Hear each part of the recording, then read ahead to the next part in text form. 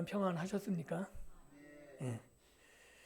1960년대 후반부 미국은 암살과 폭동, 베트남 전쟁의 수렁 속에서 짙은 절망의 그림자가 드리워지는 시기였습니다. 그래서 이 당시 히피 문화가 발생하기도 했습니다. 그 당시 가스펠 작사 작곡가였던 빌 게이더와 글로리아 게이더 부부 역시 깊은 절망과 두려움에 빠져 있었습니다. 글로리아는 셋째 아이를 임신하고 있었지만 전쟁의 포화 속에서 어두운 세상에 이 새 생명이 태어나게 하는 것이 과연 옳은 일인가? 이런 번민 속에 밤을 지새웠다 그럽니다. 그러나 새해를 맞이하던 어느 날 이 부부는 자신들이 믿고 따르는 주님이 무덤을 열고 살아나신 부활의 주님이심을 다시 한번 깊이 깨닫는 그런 시간을 갖게 됩니다. 그래서 절망의 한복판에서 그들은 펜을 들어 이렇게 찬양을 내려갔습니다. 살아계신 주, 나의 참된 소망, 두려움이 사라지네. 사랑의 주, 내 갈 길 인도하니 내 모든 삶의 기쁨 늘 충만하네. 세상의 어둠이 아무리 깊어도 부활하신 주님이 살아계셔서 오늘을 이겨내고 내일을 기대할 수 있다는 이 찬양은 지금 오늘도 수많은 성도들의 가슴을 울리며 불려지고 있죠. 이 찬양이 오늘 우리들의 가슴에도 정말 힘이 되고 능력이 될 수 있기를 예수님의 이름으로 축복합니다. 2주 전 우리가 부활주일을 맞이했습니다. 그리고 고린도전서 15장 말씀을 통해 예수님이 부활의 첫 열매가 되신다고 함께 말씀을 살펴보았습니다. 그리고 지난주에는 에스겔 37장에 마른 뼈의 골짜기에서 이 메말라 버린 뼈들이 어떻게 생기가 들어갔는지, 그래서 어떻게 거대한 군대로 하나님이 일으켜 세우셨는지 함께 말씀을 살펴보았습니다. 그리고 오늘 우리가 읽은 마태복음 28장 본문을 통해서 죄와 사망의 결정판인 무덤, 이 죽음 앞에서도 놀랍게 일하시는 하나님을 경험할 수 있는 복된 시간이 될 수 있기를 다시 한번 예수님의 이름으로 축복합니다. 오늘 본문 1절은 안식일이 지나고 주간의 첫날이 밝아올 무렵 막달라 마리아와 다른 마리아, 그 둘이 무덤을 향해 걸어가는 장면으로 시작합니다. 그렇죠? 그리고 이 여인들의 발걸음을 우리가 한번 상상해 볼 수 있습니다. 그들은 주님의 부활, 이 기적을 보러 간 것이 아닙니다. 그들은 단지 십자가의 참혹한 죽음을 맞이했고 그 죽음 가운데 슬픔을 안고 그 비극적인 현장을 주의 깊게 확인하기 위해서, 그리고 예수님을 온전히 장사하기 위해서 찾아갔습니다. 그들에게 무덤은 부활의 소망이 아닙니다.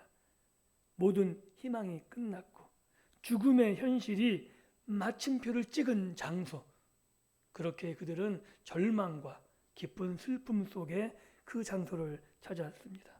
당시 로마 제국은 자신의 권력에 반대하는 자를 십자가라는 공공의 수치스러운 형벌로 처형했습니다. 그리고 종교 지도자들은 자신의 체제를 위협하는 예수를 마침내 제거했다고 안도했을 것입니다. 그리고 그들은 거대한 돌을 굴려 무덤 입구를 막고 봉인해 경비들까지 철저하게 통제했습니다. 왜냐하면 소문이 돌았거든요. 이 예수가 공공연하게 부활한다고 말했는데 정말 이 시체가 사라지면 헛소문이라도 돌까봐, 그래서 예수의 부활을 걱정한 게 아니라 예수의 시체가 도둑 맞을까봐, 그래서 그 무덤을 꽁꽁 지켰습니다. 이 굳게 닫힌 돌문과 무장한 경비들은 단순한 보안 조치가 아니죠. 그것은 우리의 이야기를 끝냈다. 예수를 죽임으로 이제 모든 예수의 이야기를 끝냈다.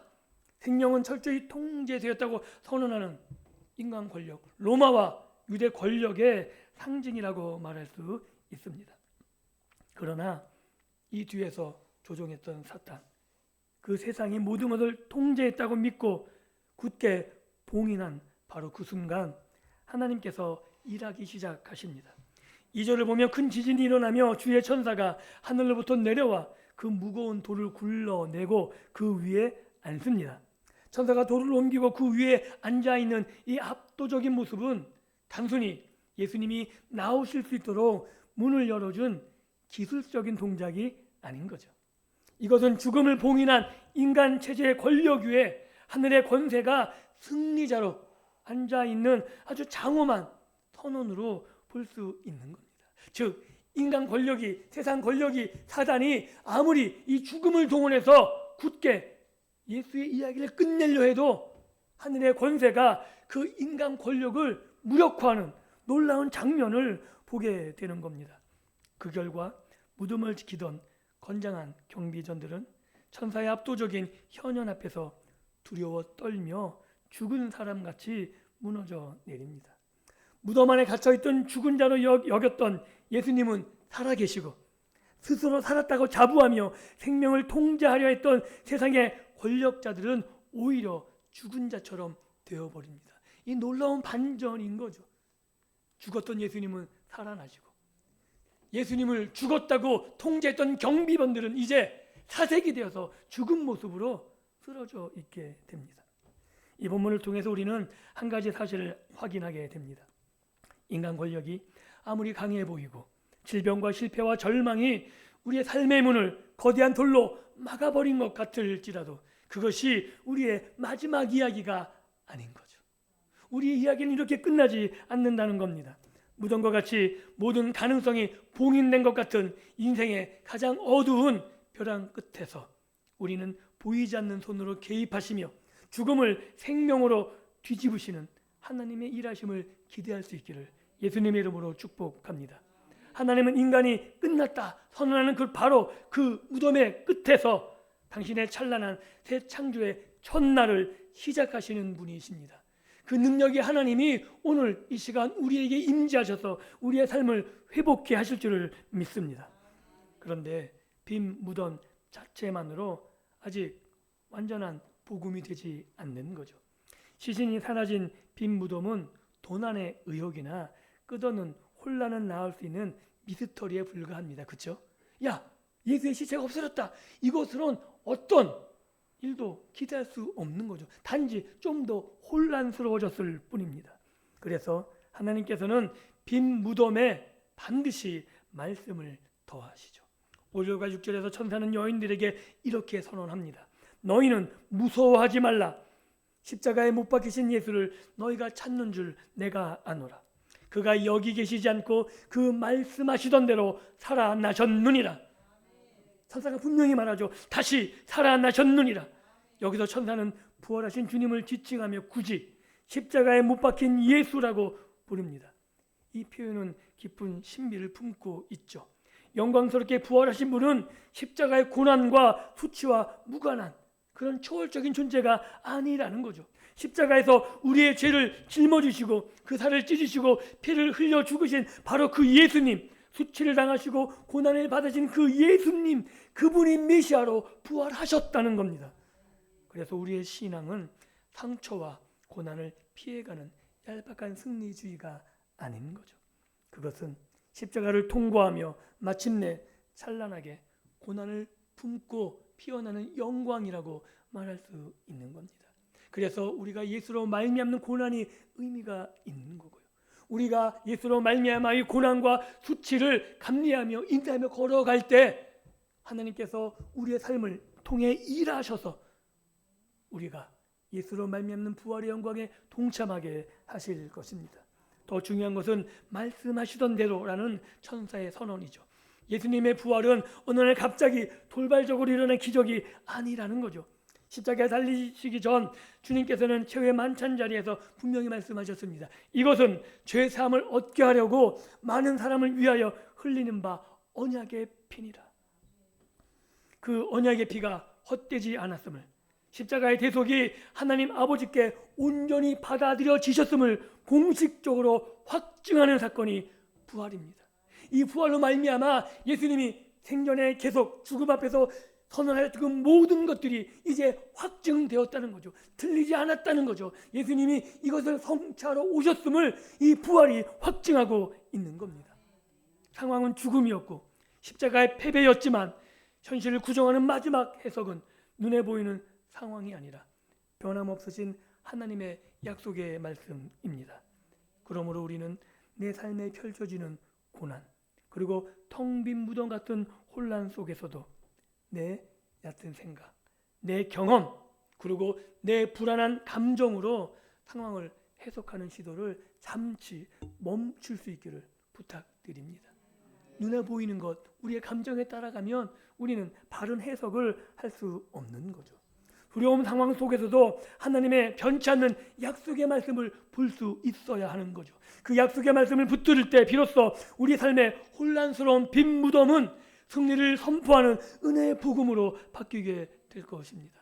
또한 우리를 힘들게 하고 우리의 발목을 잡고 있는 두려움과 공포, 이런 것들도 말씀으로 인해서 우리를 붙잡지 못하고 우리의 장애물이 되는 것이 아니라 우리가 그 장애물을 뛰어넘어 승리의 찬양을 부르며 앞으로 한 걸음 한 걸음 전진할 수 있게 되는 겁니다.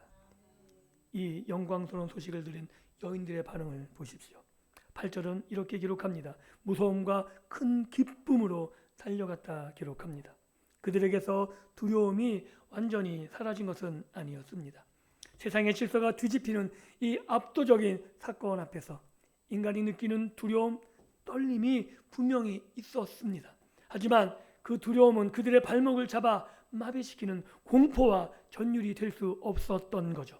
이 두려움과 떨림은 이제는 단순히 공포만이 아니라 경외를 포함한 것입니다.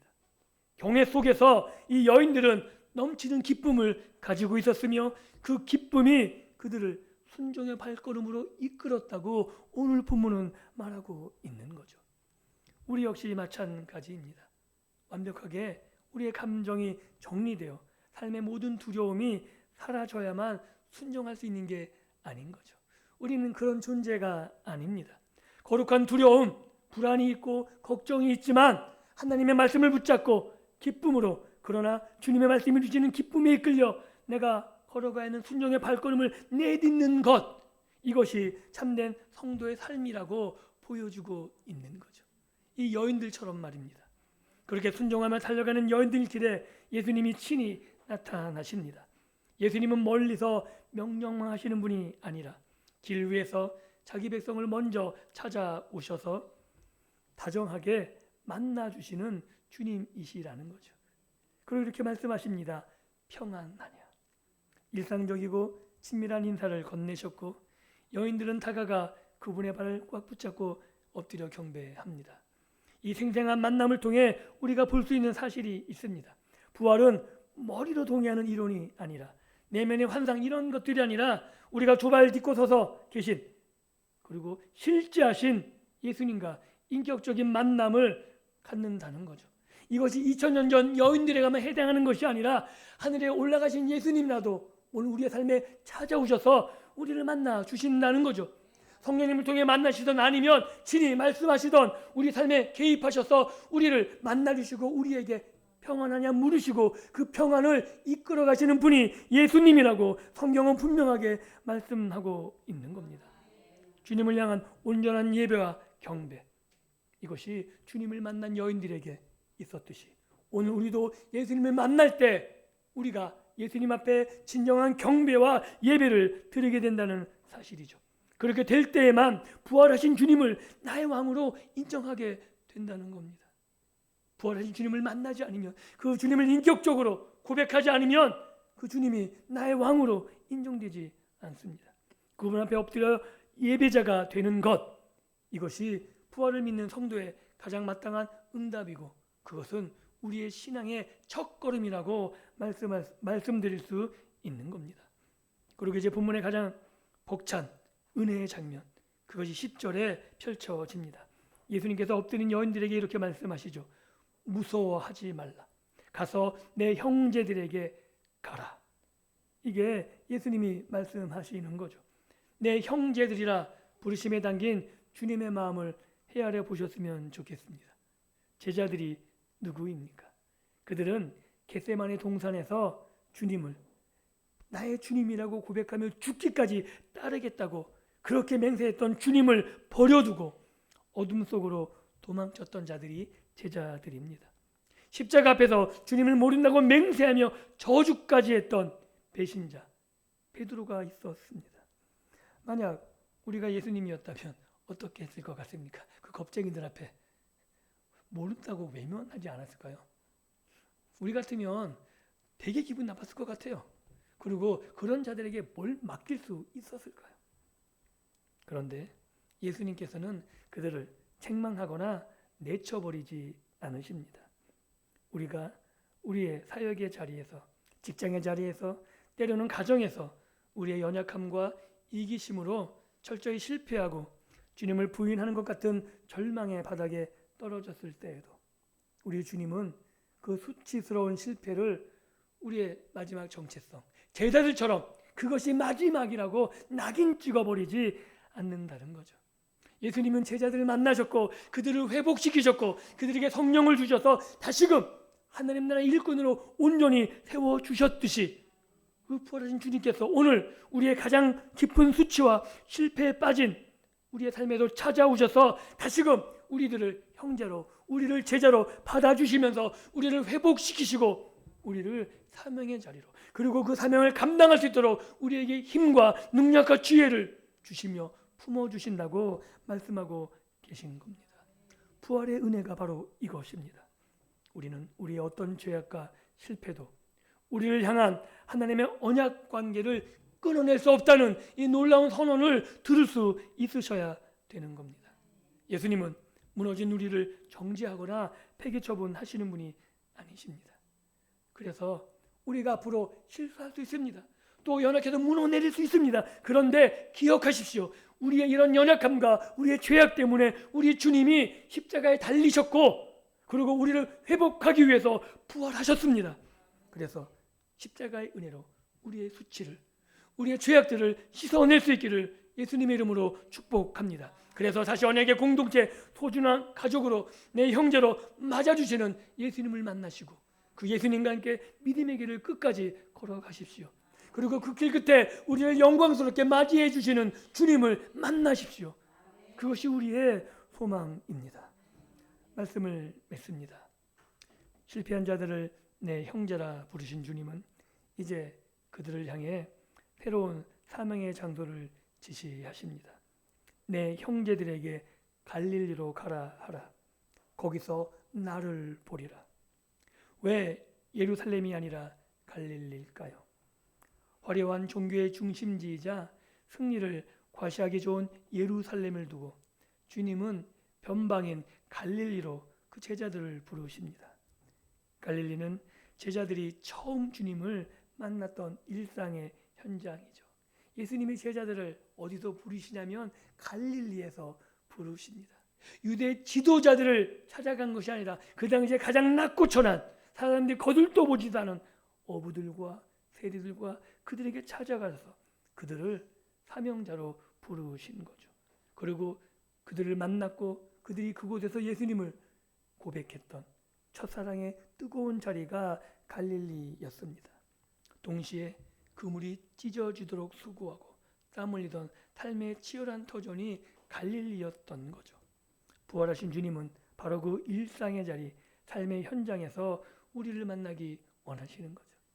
우리가 놓치는 것이 뭐냐면 예수님이 우리를 만나시고 우리를 부르시고 우리를 사명의 자리로 부르시면 뭔가 막 놀라운 일이 일어날 것 같아요. 그래서 막 우리가 더 높아지고 성공해야 되고 이런 착각을 하게 됩니다. 아니요.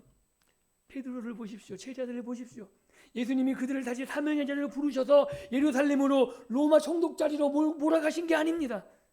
그들을 부르셔서 그들의 일상의 자리에서 그들이 예수님을 증거케 하셨고 또한 그들이 일상의 현장에서 유대인들과 로마 총독들과 맞서지 않았어요.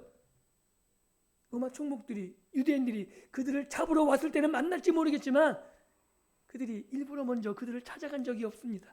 아십니까? 일상의 현장에서 우리와 함께 하나님이 일하시고 우리를 향해 공격해도 모든 그것들을 하나님이 우리와 함께 맞서 싸우시며 우리에게 능력을 도와주시고 힘을 주시며 이기게 하실 겁니다. 그런데 일상의 자리를 벗어나게 하지는 않는 거죠.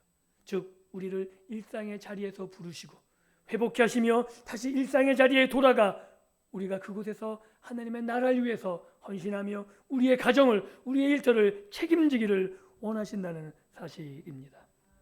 또 놀라운 것은 7절에서 천사가 이미 선언했던 것처럼 주님께서 먼저 갈릴리로 가신다는 사실이죠. 사랑하는 성도 여러분, 오늘 우리의 일상이, 우리의 땀 흘리는 직장이, 남 모르게 눈물 흘리는 가정이 바로 그 당시 제자들이 있었던 갈릴리라고 이렇게 받아들이셨으면 좋겠습니다. 때로는 그것이 굳게 닫힌 무덤처럼 답답할 수 있습니다. 내 힘으로는 도저히 굴러낼 수 없는 거대한 돌문이 가로막혀 있는 것처럼 보일 수 있습니다. 그러나 기억하십시오. 부활하신 주님께서 지금 그 무덤 같은 우리의 갈릴리를 향해 우리보다 앞서 가 계신 거죠. 우리의 일상에 먼저 가 계셔서 우리의 가정에, 우리의 일터에 예수님이 우리와 함께 일하신다고 말씀하고 있는 겁니다. 주님께서 먼저 가셔서 닫힌 문을 여시고 우리의 실패를 덮으시고 새로운 생명의 역사를 준비하고 계십니다. 그래서 나 혼자 그 일을 감당하는 것이 아니라 예수님과 함께 이 놀라운 생명의 준비를 함께 해 나갈 수 있기를 예수님의 이름으로 축복합니다. 무덤 앞에서 끝을 선언하려는 세상의 거짓말에 속지 마십시오. 너는 끝났다. 네 인생의 이야기는 다 끝났다. 인간의 이야기가 끝났다고 생각되는 바로 그곳에서 우리보다 앞서 가셔서 죽음을 생명으로 바꾸어내시는 하나님의 일하심을 기대하십시오. 하나님의 능력이 우리 안에 있음을 경험하십시오. 부활의 주님이 우리의 왕이시며 살아계신, 나를 형제라 부르신 예수님 되십니다. 이제 죄와 사망의 통치 아래 세상이 주는 두려움과 슬픔을 떨치고 일어날 수 있어야 합니다. 우리를 먼저 찾아와 안아주시는 주님 앞에 예배하며 경배하며 앞서가시는 주님을 따라 우리의 갈릴리, 우리의 치열한 삶의 현장 속으로 담대히 들어갈 수 있기를 소망합니다. 왜냐하면 나에게 실패를 안겨줬던 그곳, 누가 들어가고 싶겠어요? 그러나 주님이 먼저 그곳에 계십니다. 내 힘으로 해볼 때에는 다시 실패할 수밖에 없지만 주님이 앞서가셔서 그곳에 함께 우리와 일하실 때 우리를 붙잡아 능히 승리를 우리에게 허락해 주실 겁니다. 그곳에서 주님이 살아계신다, 부활하신 주님이 지금도 나와 함께 일하신다 라고 삶으로 선포하며 살아가는 영광스러운 부활의 증인들이 다 될 수 있기를 다시 한번 부활하신 주 예수 그리스도의 이름으로 간절히 축복합니다. 기도합니다.